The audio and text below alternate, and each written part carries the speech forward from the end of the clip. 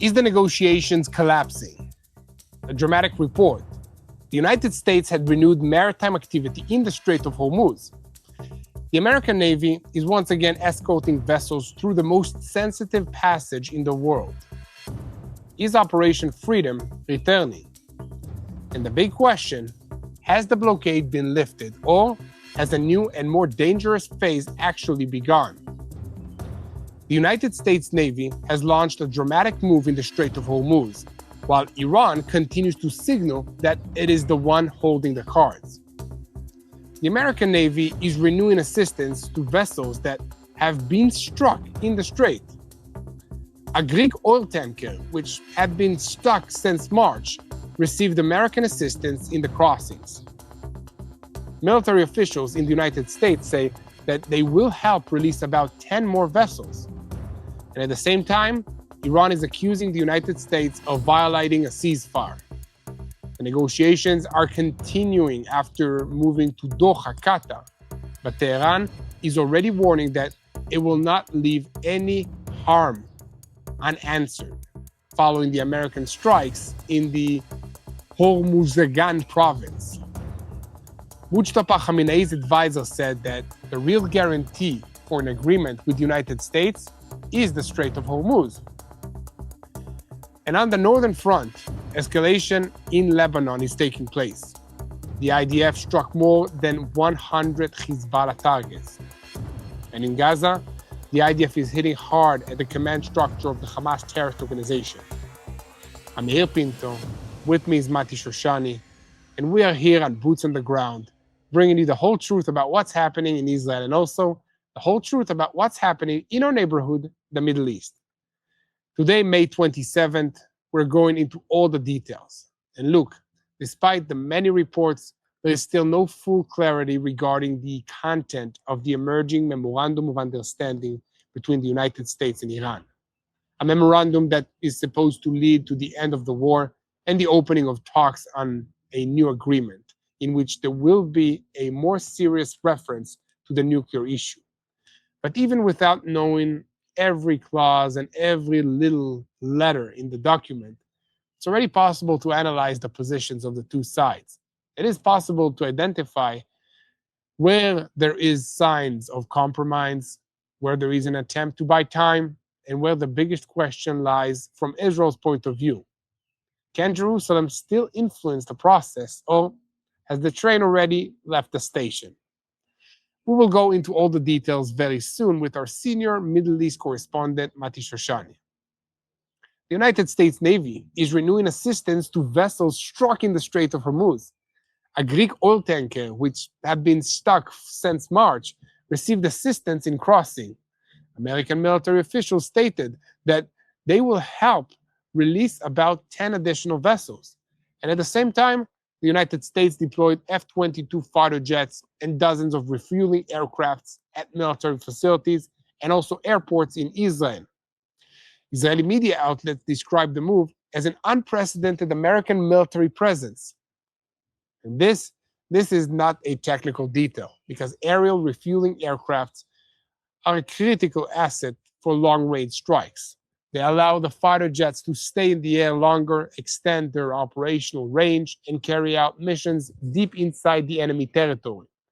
In previous American operations against Iran, KC-135 and KC-46 refueling aircraft supported long-range munitions by the American and also by the Israeli aircraft from several points in the Middle East. Analysts estimate that this move may point to the possibility that the United States is preparing to renew strikes against Iran, or at least wants the Iranians to understand that this option is on the table. And the Iranian Foreign Ministry accused the United States last night of violating the fragile ceasefire during the past 48 hours in Hormuzgan. This is a province in southern Iran.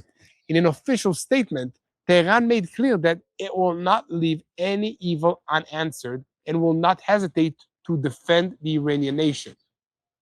These accusations come after United States Central Command, CENTCOM, announced that its forces struck missile facilities and speedboats on Monday that were trying to plant mines in the Persian Gulf. And at the same time, the Revolutionary Guards claimed that They fired at American aircrafts that tried to enter Iran's airspace. Wait, I will explain what happened here in depth. As we reported to you yesterday, the Strait of Hormuz heated up quickly. In the United States, they moved from warnings to direct military action. According to the American military, its forces identified unusual Revolutionary Guards activities in the area. This is speedboats, drones, and movements that look like an attempt to place naval mines in one of the most sensitive routes in the world. In simple words, Iran tried to turn Hormuz into a trap, and at the same time, Iran launched suicide drones towards the American vessels. These vessels are operating in the Strait of Hormuz as part of the blockade and the maritime enforcement. So the Americans intercepted the threats. But during those same hours, unusual movement was also identified at the Iranian missile sites near the strait, raising concerns that Iran was preparing to strike the American aircrafts as well. This is including aircrafts operating from American aircraft carriers. In Washington, the strikes that followed were described as defensive actions. But in practice, this is an escalation. The United States raised heavy firepower into the air and struck the Iranian targets that were defined as an immediate threat to the American forces and to freedom of navigation. According to U.S. Central Command, since the beginning of the naval blockade on Iran, this is in the Strait of Hormuz, 27 ships have already been ordered to turn back. The meaning is that a maritime route to reach roughly 1/5 of the world's oil and gas supply passes has almost completely stopped. And at the same time, Trump is warning that if Iran rejects the conditions of the United States, Washington will strike key infrastructure inside Iran. And on the other side, Tehran is threatening to strike vital infrastructures in the Gulf states. The Pentagon has already prepared the list of additional targets in case President Trump decides to strike Iran. American officials say that the remaining targets are much more complex to attack, which makes them harder to locate and to hit. And this connects us to the negotiations. Iran is coming to the talks with the United States with two clear goals: to receive economic breathing room without truly giving up the heart of the nuclear program. Tehran is demanding renewed access to about $100 billion in frozen assets, a return to the global oil markets, and a relief that would allow the regime to breathe. At the same time, the Revolutionary Guards continue to oppose dismantling the nuclear program, and that's exactly the heart of the crisis. In simple words, Iran wants money, time, and legitimacy, but without paying a real price. I tend to believe that Trump is not a sucker. He understands very well what the Iranians are trying to do. Give him the image of victory without giving him a real victory in this situation. And after the interception of the American drone, Trump already sent a sharp message when he published a video of a powerful strike in Tehran to his Truth social media network. In other words, even while the talks continue, the military threat is still on the table. Look, Trump is not necessarily giving up on the victory. Instead of a complete military decision, he is looking for a broad regional package, opening the Strait of Hormuz, stabilizing the economy, stopping the regional escalation, and maybe also giving a renewed push to the Abraham Accords. But the more impressive the regional package becomes, the greater the temptation to skip over the truly difficult clauses. And in addition, US President Donald Trump tried to connect a possible deal with Iran to a broader regional move: the joining of the Arab and the Muslim countries, such as Saudi Arabia and Qatar, to the Abraham Accords with Israel, with us. And on the Gaza front, Israel is expanding the Hamas terrorist organization and explaining to them who is in control of this situation. Here in Israel, we confirm that senior Hamas official Muhammad Odeh was eliminated in a strike in the Gaza Strip. Odeh was appointed head of the military wing in place of Izzadin al-Haddad, was also eliminated in an IDF strike less than 2 weeks ago. Odeh, who was the head of Hamas's military intelligence on October 7th, was eliminated last night in an IDF airstrike in the El Rimal neighborhood of Gaza City. The question now is simple. Is Hamas even managing to rebuild a chain of command in Gaza? Or does everyone who receives a new position already understands that he's entering Israel's elimination list and might not stay around for longer? And in Lebanon, is Hezbollah now preparing for a takeover from within? Hezbollah is threatening to cause the collapse of the Lebanese government while it continues to deal with Israel. The organization is signaling that, from its point of view, it is ready to risk internal collapse in Lebanon before agreeing to give up its weapons.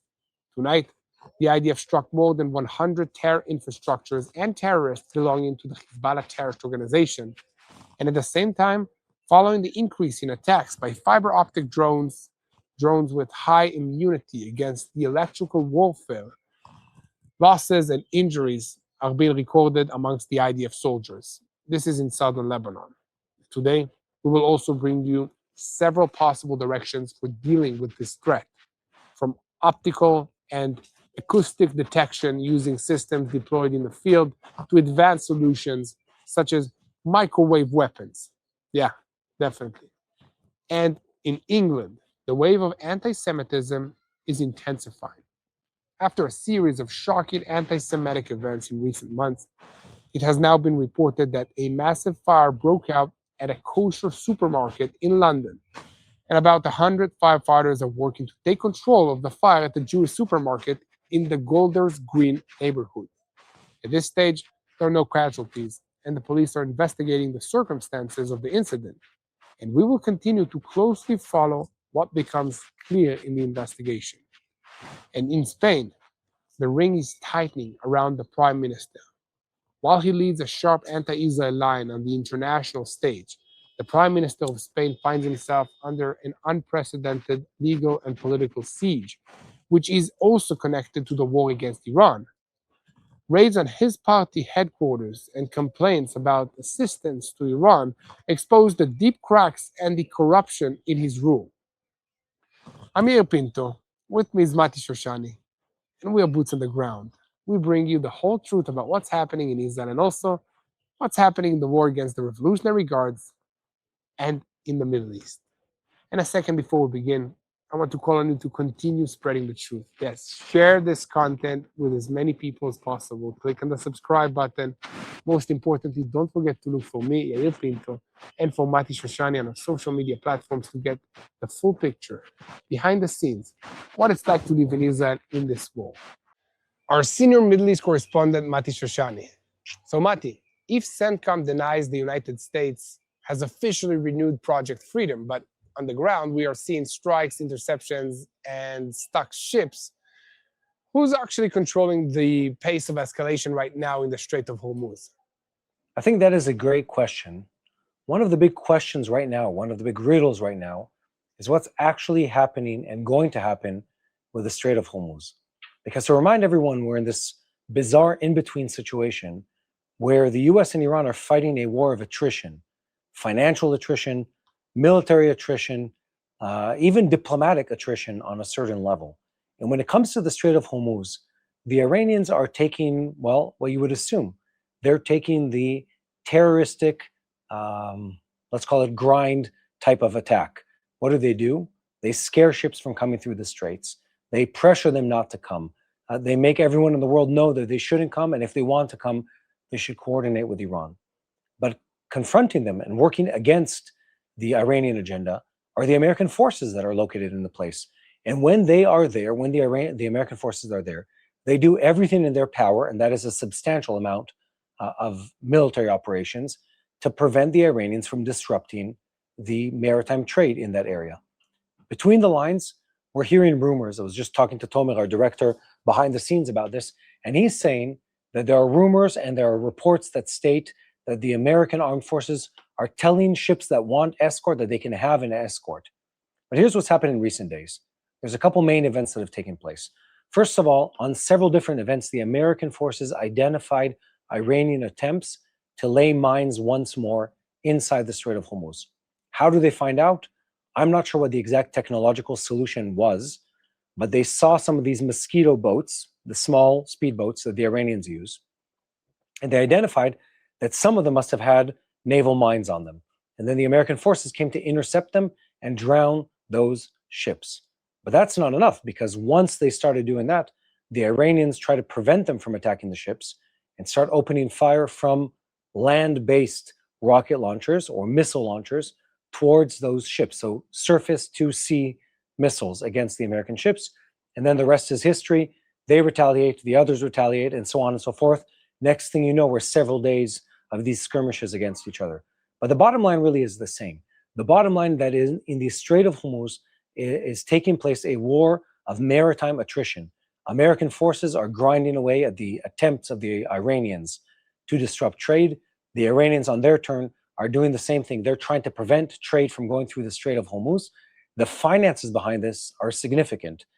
The Iranians want to make sure that the Gulf states are cut off and can't make money from moving goods through the Strait of Hormuz. And the American blockade is trying to do that exact same thing to the Iranians. And we need to say they have been doing so successfully, because to a certain degree, some of the Gulf states are able to move their oil across the Arabian Peninsula, going west, east to west, and ending up in the Red Sea. So they're able to export some of their oil. But for Iran, they're losing somewhere between $400 to $500 million per day just from the sale of oil. And because of that, we know that they are bleeding financially. They're under pressure. They're running out of cash reserves, and they want something substantial to take place in the Straits that will be at the expense of American interest. What does this mean for the future? Well, there still is a ceasefire. It's just a really weak ceasefire, because behind the scenes, the war of financial attrition continues at full earnest against Iran, and the Iranians are doing their maximum efforts without launching ballistic missiles. That's the big difference, to cause financial damage to the Gulf states and to anyone else in the region. And anything in that range between this and that is fair game. You can attack small ships, you can launch missiles at ships, but not at land targets. And as long as you do that, the ceasefire holds. Why is that? That really connects to the big story here, which is that there is no substantial negotiation taking place, because the gaps between the sides are so dramatic, so substantial, that all we have right now, until that situation changes, is just more and more of this low-intensity warfare. It serves the IRGC that wants a weak, it serves the IRGC that wants to make sure that others are suffering because they themselves are weak. And it serves the United States because the more time goes by, the more the Iranians are losing cash and suffering politically.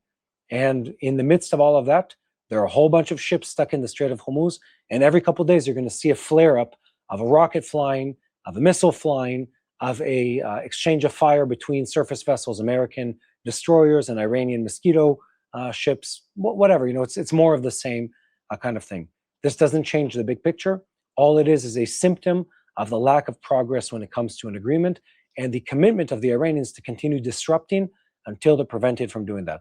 Now, let's just remember one last thought as I wrap up this idea, which is that the Iranians don't seem to have the ability to actually make substantial decisions. What they're able to do right now, because they have a split and ununited leadership, because there doesn't seem to be a clear and all-powerful leader in Iran, even though we've heard from Mujtaba Khamenei, the supreme leader, that he is calling the shots and he rejects the American plan. In reality, all we hear from the Iranians, be it IRGC, Ayatollahs, or other factions, is just rejection of anything the Americans present, and of course, always threats of violence. But what are they willing to do? We haven't heard any of that in a while. That shows you weakness, not strength.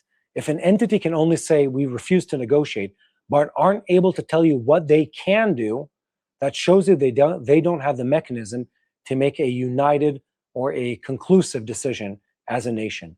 And that in itself is a huge prevention of actually reaching a proper agreement between the United States and Iran. And until that is resolved, we'll keep seeing more of this and more of this, small conflicts, fighting through proxies, bold statements, on the media, until something dramatic changes. That is the reality we have. We'll just have to get used to living with it. And Mati, After Israel eliminated Mohammed Odeh, only days after he was appointed head of Hamas's military wing, is Hamas even managing to rebuild a chain of command in Gaza? When the IDF eliminated Mohammed Odeh, it did so only a week after we eliminated his successor. Can you remember his name? I can, because we reported on it multiple times. His name was Azzedine al-Haddad. But Azzedine al-Haddad was the head of the military wing of Hamas. And Odeh was his replacement, who was eliminated last night. So what's actually going on in the Gaza Strip? It's a relatively simple question. Hamas is still in power in the areas that it controls in the Gaza Strip. And the IDF is in control of all the areas in control by the IDF. Hamas is doing everything they can to once again build up their military power. And the IDF is doing everything it can without once again maneuvering through the Gaza Strip and fighting directly with Hamas to eliminate infrastructure and to remove the leadership of the Hamas terrorist organization. What does that look like on the ground? Just the other day, the IDF blew up a network of tunnels in northern Gaza in the Bet Hanun area. The system was, if I remember correctly, spread over 11 kilometers, which is whatever that is in square. Micah, what is that in square miles? Who knows? It's something in square miles. It's something in square miles, less than kilometers. I'm joking. Let's say it's 7 square miles of space. And in that area was an extensive tunnel network by Hamas that the IDF eliminated to prevent them from using it once more. But in reality, every single day of the week, the IDF is fighting against Hamas terrorists in the Gaza Strip. We're just doing it from more static positions than mobile positions, as was happening in the past. But Hamas is not asleep. Hamas is very much awake and active. They're trying to recruit teenagers and build up their ranks again. They're trying to smuggle weapons. They're trying to harm IDF soldiers. They're trying to regain control over the Gaza Strip. That isn't changing. And the reason for that is very, very simple. The goal in the Gaza Strip was and is to replace Hamas. The only way to have long-term lasting and long-lasting peace or agreement in the Gaza Strip is to have someone else come in and replace Hamas as the governing body, as the leading political entity, as the power at be in the Gaza Strip. And until that happens, Hamas will keep fighting. Israel has no agenda, no interest, no desire to replace Hamas as the governing body of the Gaza Strip. We were there back in the 50s. We don't want to go back once more to that situation. I should say lesson learned, but also that's stated publicly, not a goal of the Israeli government. So what are we trying to do? We're trying to bring in a solution for the Gaza Strip that replaces Hamas. It's an international organization. And these leaders that have been eliminated, it's important that you understand why. Azzedine al-Haddad, the previous head of the military arm of Hamas, was a staunch advocate of never allowing anyone to set foot in the Gaza Strip and take over the government or the civil leadership from Hamas. And Odeh probably carried exactly the same agenda, and therefore they were eliminated. The IDF is working and will continue working hard to prevent these people from building up once more the terrorism infrastructure in the Gaza Strip that allowed the attacks of October the 7th. I want to say something else. I don't know if we can pull up a map on our screen. Hold on, let me center myself on the screen again. I seem to be drifting leftwards all the time. If you could see a map, you would see the following. The IDF ever so slightly and slowly is creeping on territory in the Gaza Strip that was taken over, that belonged to Hamas previously. Why is that? Because Hamas continuously creeps onto IDF positions and tries to build terrorism infrastructure and networks. That's tunnels, that's smuggling routes, that's ways where you can navigate the terrain and get to IDF posts.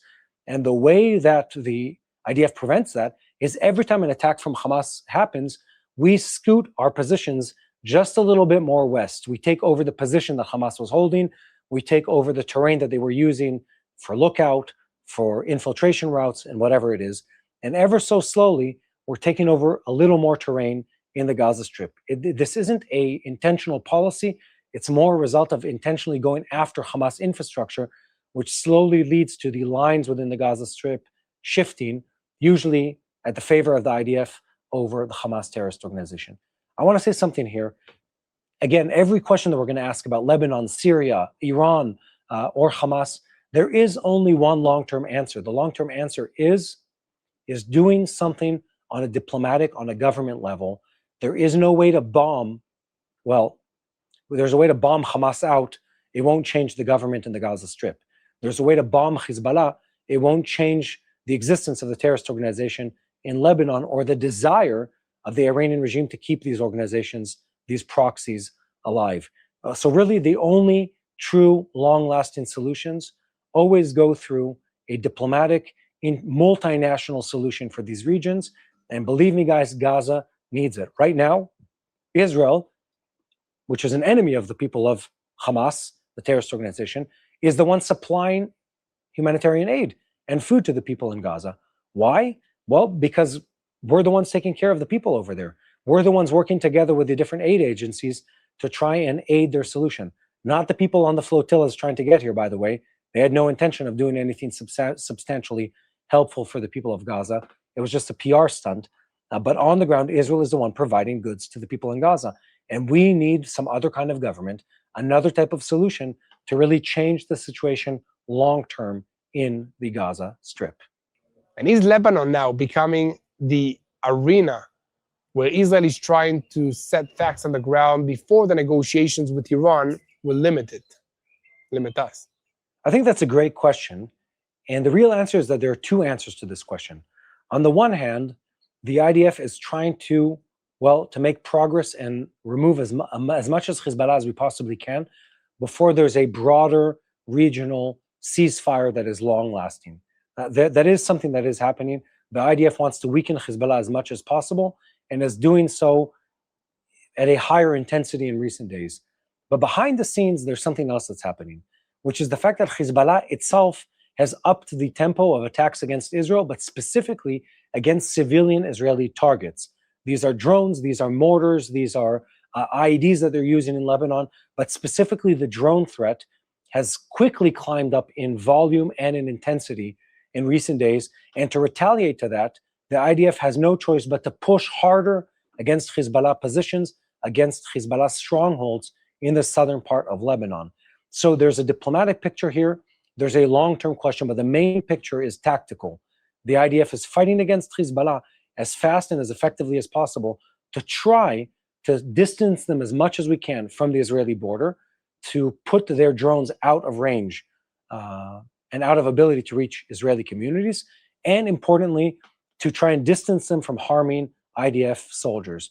Now, yes, there's a big picture at play here where Iran is trying to pull Lebanon into the greater ceasefire that relates to the Strait of Hormuz and everything else related to them.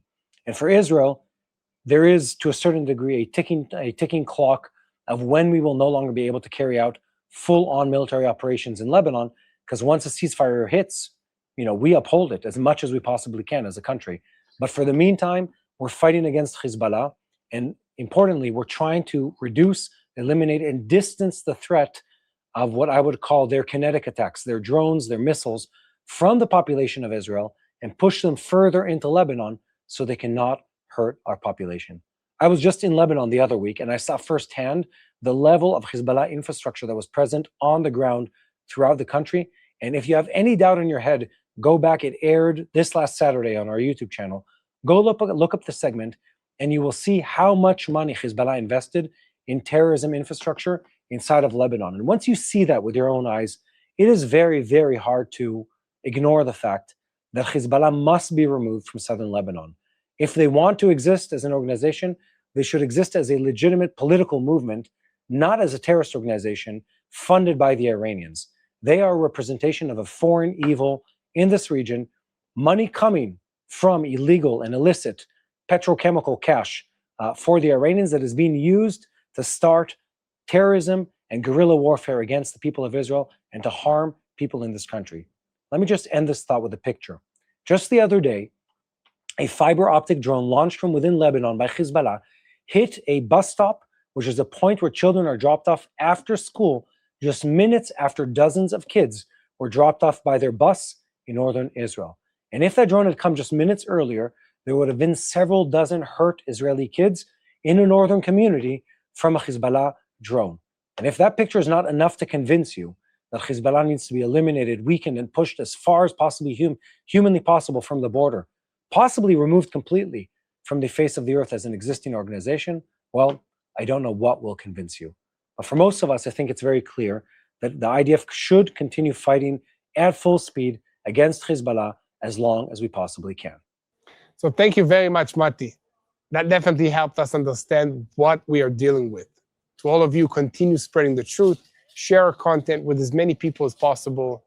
Click the subscribe button and look for Yair Pinto and Mati Shoshani on our social media platforms to get the full picture of what's happening in Israel. So right now in Israel, in the northern part of the countries, families are still running to bomb shelters. You have elderly Holocaust survivors that need supplies and can't get them. First responders are going to help after drones from Hezbollah explode inside cities. It still happens. Entire communities living under constant threat, with the children studying either from a bomb shelter or remotely. The International Christian Embassy Jerusalem is already there to help, on the ground, responding in real time, providing emergency food, water, medicine, and also trauma care. They're equipping the search and rescue teams with protective gear and with critical communication devices that are already helping save more lives. Installing bomb shelters in high-risk communities. I've seen that. They're caring for the Holocaust survivors who have nowhere else to turn to. For more than 40 years now, ICEJ has stood with the people of Israel in their darkest moments. And now the need is urgent once again. So your support today helps deliver immediate aid where it's needed most. Stand with Israel. Make your donation at impactisraeltoday.com. Again, that's impactisraeltoday.com, and help those that need you in the land of Israel through the ICEJ. In the Strait of Hormuz, the United States Navy has returned to escorting civilian ships through one of the most dangerous passages in the world. A giant Greek tanker carrying about 2 million barrels of crude oil received American escort after being stuck in the Gulf since March, and is now making its way east. And at the same time, American forces struck in southern Iran against the Revolutionary Guards boats that were trying to lay naval mines. And the big question is simple. Is this a sign that the blockade of Hormuz is beginning to break? Or is this exactly the moment when Iran is trying to turn the strait into a political weapon? Because what is happening now in Hormuz is not just another isolated naval incident. It is a test of power between the United States and the Revolutionary Guards, while the negotiations between Washington and Tehran, they're still continuing. On one side, the Americans are trying to reopen the shipping lane. On the other side, Iran is trying to show that it can still pressure the global economy at any moment. The American move comes after an especially tense 24 hours. Military analysts identified unusual movement by the Revolutionary Guards near sensitive shipping routes. Fast boats, they tried to approach vulnerable transit areas. Drones were located near American warships, and at the same time, activity was detected at several Iranian surface-to-air missile sites near the strait. This no longer looks like just a statement. It looks like preparation for a real threat against ships and aircrafts operating in the area. The American response was fast. In southern Iran and around Bandar Abbas, and according to the American officials, 2 Revolutionary Guards fast boats were sunk after they tried to lay mines. Additional targets connected to the launch site were also struck, and Washington described it as a self-defense strike, but Tehran is calling it a violation of the ceasefire. And that is exactly the heart of the story. There is a ceasefire, but there's no real quiet. There are negotiations, but on the ground, there are mines, drones, fast boats, missiles, batteries, and commanders waiting to see who blinks first. In recent days, Iran has tried to signal that it is the owner of the strait. It announced a new mechanism for managing ship traffic in Hormuz. According to the Iranian announcement, that authority is supposed to allocate shipping lanes, issue transit permits, and collect payments from commercial vessels. But behind the bureaucratic language, there is a clear military ambition to turn naval presence into permanent control. That is especially dangerous because Hormuz is not just another sea passage, it is a significant share of the world's oil that is going through it. Every delay there quickly reaches energy prices, maritime insurance, markets in Asia, Europe, and also the pockets of civilians and everybody, especially the Persian Gulf and these countries. When ships began shutting off identification systems, sailing carefully, or simply waiting outside the passage, the world understands that the war is no longer staying inside the Middle East. And that's the background for the renewal of Project Freedom.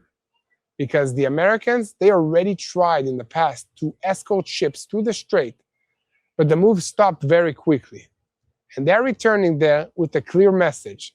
Iran will not decide alone who passes, when they pass, and what price do they need to pay to pass. The United States Navy is planning to assist about 10 more vessels in the coming days. This includes giant tankers and container ships. That does not mean that the blockade has been lifted. It means that the Americans have decided to test it by force. But Iran is not only responding, it's also playing a double game. In the negotiations rooms, it speaks about an agreement, about releasing money, and about removing the sanctions. In the waters of Hormuz, the Revolutionary Guards continue testing how far they can go without breaking everything apart. This is a familiar Iranian method, holding a pen in one hand and a mine in the other. So the central clause that continues to block the agreement is the question of the enriched uranium. The Americans want clear supervision, reduced capabilities, and the transfer of sensitive materials outside the regime's control. The Iranians first want money, relief, and recognition that they did not come out defeated. And according to the framework under discussion, Tehran is demanding a significant release of the frozen assets already in the first stage. This is, from Israel's point of view, a very dangerous moment. Money that reaches Tehran does not stay only in Tehran. It can reach Hezbollah, Hamas, the militias in Iraq, and the missiles and the drone systems that are already operating against Israel. So before we continue, this is exactly where we need you with us. If you understand what really is happening in the Middle East or want to know more, without the slogans, without the bombastic headlines, subscribe to TBN Israel on our YouTube channel and receive daily updates of boots on the ground of what's happening in Hormuz, in Lebanon, in the Gaza Strip, and also in Washington, with effects to how it reaches Israel. While the eyes are turned to Hormuz, in northern Israel, another war continues, and it's becoming less and less quiet. The IDF struck more than 100 Hezbollah targets overnight in the Bekaa Valley and in southern Lebanon. Among the targets were weapons depots, command centers, observation posts, and infrastructures used by the organization to plan attacks against IDF forces and Israeli civilians. In southern Lebanon alone, more than 90 targets were struck, and in the area of Magreshara, several consecutive strikes were carried out within seconds. This is after terrorists were identified inside the organization's infrastructure, and this is according to the information. The strike ended with their elimination. At the same time, the Air Force eliminated Hezbollah terrorists who were moving on motorcycles in an area where IDF forces are operating. This is not an isolated incident. During the previous 24 hours, more than 70 Hezbollah infrastructures were struck using more than 85 munitions. In the area of Tyre, about 10 command centers, weapons depots, and additional infrastructures were struck. In other words, the IDF is not operating only near the border. They're trying to dismantle entire layers of operational capability. This is from the forward positions to the organization's center, deep inside Lebanon. But Hezbollah still has one tool that is deeply concerning. Fiber optic drones. These are FPV drones connected to the operator through a thin fiber cable and not through regular radar transmissions. The operational meaning is clear. Electronic warfare is not enough. There is no simple frequency jamming. The drone can transmit high-quality video almost without delay. It can strike a hidden target or a target inside a building. And that's why the defense establishment is changing its direction. It's not only blocking the frequencies, it is moving to optical and acoustic detection. Yes, it is deploying systems that identify the movement, shape, and sound. It is adding smoke screening during the movement of forces, tanks, and armored personal carriers. It is searching for the operator, not only the drone, and closing the fire loop on him from the air or from the ground. There are also simpler solutions, and maybe that is exactly why they matter. Nets installed on vehicles and structures in order to disrupt the warhead. Shotguns that create a cloud of pellets and can break a propeller or cut the fiber. Smart sights with artificial intelligence with the help of a soldier shoot. The soldier can shoot down a drone with the light weapons, with these scopes. And in some forces, they are already talking about a dedicated role, a team, a drone defender, a soldier whose job is to look upward while the team moves forward. And at the same time, the Ministry of Defense is also advancing high-power microwave systems, laser interception, and interceptor drones that are capable of locking optically onto an enemy drone and deploying a physical net. So this is a return to the simple physics. See, disrupt, shoot down. Not every solution has to be expensive. Sometimes, on the battlefield, the right solution is the one that arrives on time, works quickly, and does not wait for the perfect laboratory. Inside Hezbollah, the picture works harder than the organization is trying to present. Testimonies from the field describe operatives hiding in wooded areas and along roadsides with almost no communication, limited supplies, and constant pressure not to be exposed.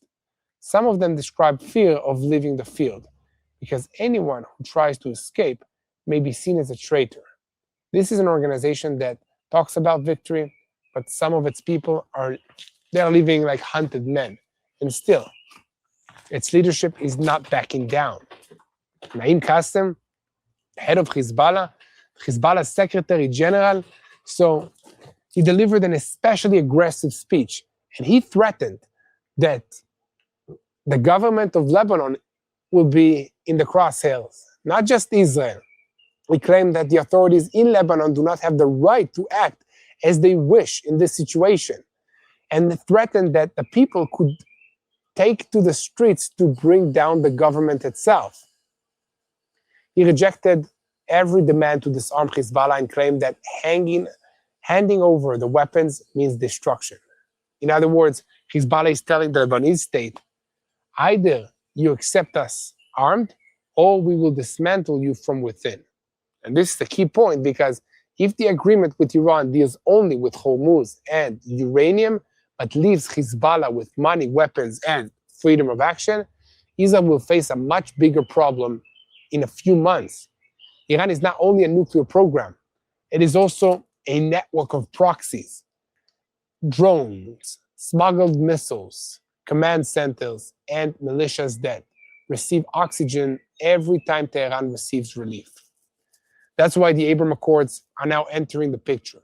Trump is trying to build a wider regional deal, to open up Hormuz, to claim that the energy markets are theirs, to stop the war, and at the same time to push Arab and Muslim countries to join a diplomatic framework with Israel.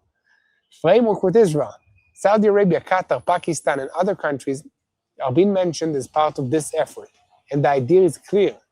If the region wants to enjoy the calm, it needs to participate in a new order. But there is a danger here. A big victory picture can hide weak clauses.